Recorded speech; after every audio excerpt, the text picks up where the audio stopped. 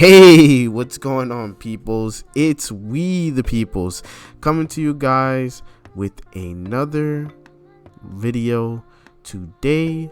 Like I said yesterday, we are gonna be going over some of the all of the changes from the hotfix that actually went through. I believe today is Saturday, right? Yeah, today's Saturday.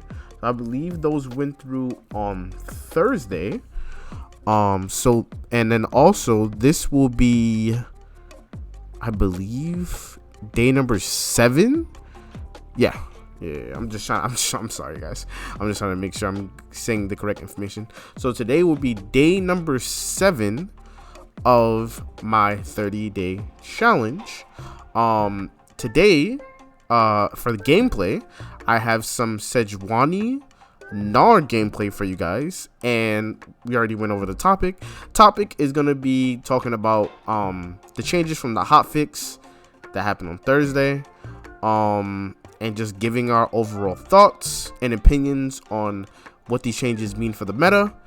Is the meta gonna completely change? Do these changes actually matter, etc, etc, etc.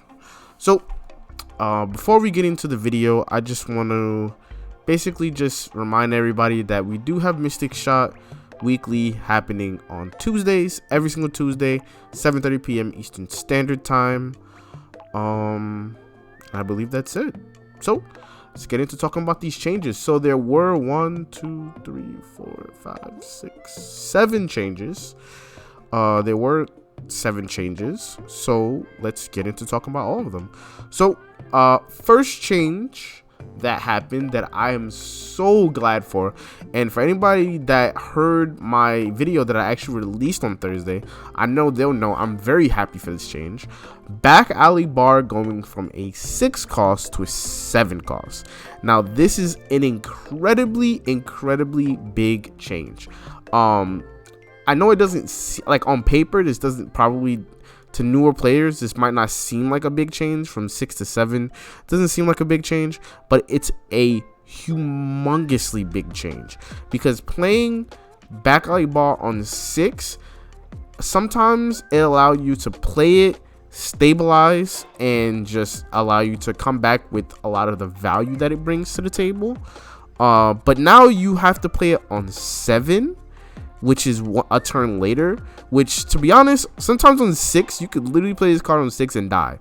So now having to play this card on 7 is humongous. That's like, you actually might die for playing this card, like, for real. Like, I think you definitely have to think a little bit harder about times to play this card, which is humongous. I think it's definitely a good change, and I definitely look forward to seeing how it is in the meta. So next change actually being to darken ages, which is the equipment that I believe gives tough. That's what I want to say.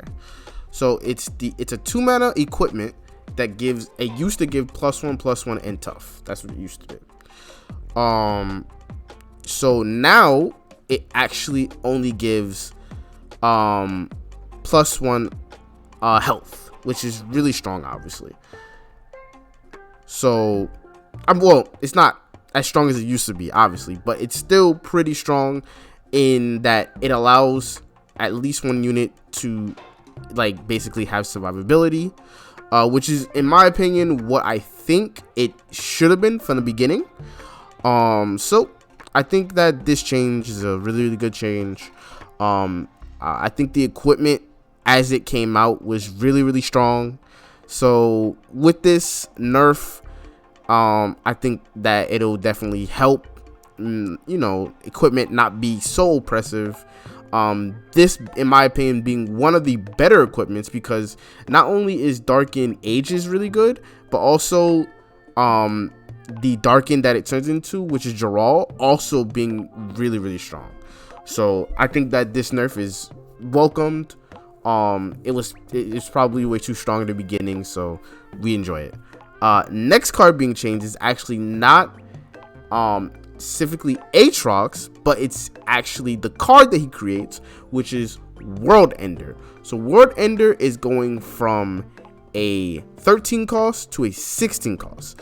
So this is actually pretty big, because I feel like sometimes it would happen that World Ender would be like 6 mana, like like 6 or 5 mana, like really fast. So it now basically going up by 3 extra mana is gonna turn that from like 5 mana to 8 mana and 6 mana to 9 mana. So that's pretty big change. That's pretty big change, honestly.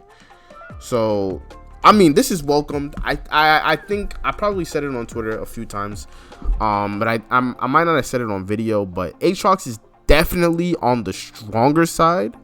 So any nerfs to Aatrox right now, I think, are definitely well received, and we'll enjoy that in the meta. So next change, I think these two actually go together really well, because one is a card that you can main deck and other is a token that the main deck card makes. So first card is Fallen Reckoner, going from a 4/3 to a 3/2, and then Risen Reckoner, going from a 6/3 to a 5/2.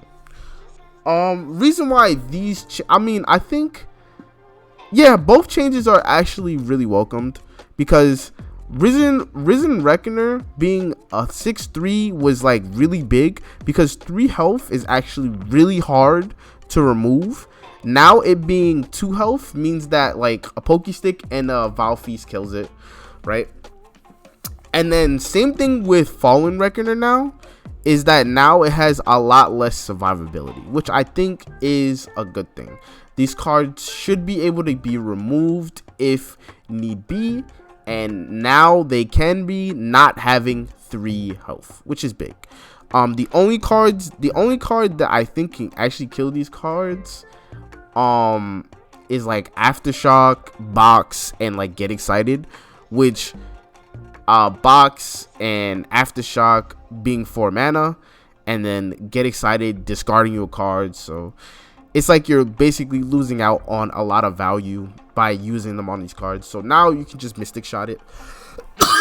You can just Mystic Shot it, or you can just I'm sorry, my mouth just got really dry. Excuse me.